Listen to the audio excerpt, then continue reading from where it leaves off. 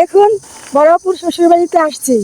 এই গাছটি পূজা নিয়ে এখন আর যেতে পারছি না, কিভাবে যাব? তো আমার আপু ফোন দিচ্ছে দুলাভাই আগে যেতে আমাদের নেয়, তো কল ঢুকছে না, আসতেছে। দেখুন এই যে এগুলো নিয়ে কিভাবে যাই, ভিতরে অনেক খাবার দাবার নিয়ে এসেছি দুলাভাইয়ের জন্য। এখানে খাবার দাবার আছে, এখানে আছে, তো তরমুজ নিয়ে আমরা একদমই যেতে পারছি না। দুলাভাই আমাদেরকে আসতে বলে আগাচ্ছে না আমাদেরকে নেওয়ার জন্য। আমরা খুব কষ্ট করে হেঁটে যাচ্ছি, এটা মাটির রাস্তা তো তাই হেঁটে যেতে হয়। এখন দাঁড়িয়ে আছি, দেখি দুলাভাই আসেনি, তারপর আমাদের এই পূজাগুলো নেবে, তারপর আমরা যাবো। যে অবশেষে দুলাভাই আমার বোনের ছেলেকে পাঠিয়েছে এবং ওর বন্ধুদেরকে নিয়ে এসেছে আমাদের গাট্টি গুটি নেওয়ার জন্য।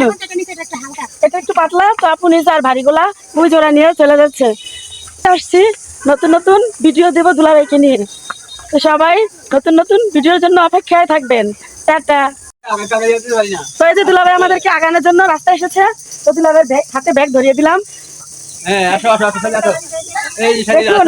দেখছেন দুলাভাই আমাদেরকে কেমন আপ্যায়ন করছে, দুইটা শালি, যার নাই শালি তার জানা দিলের কালি। তো আমাদেরকে পেয়ে দুলাভাই খুব আনন্দ। তো যাচ্ছি বাড়িতে, টাটা।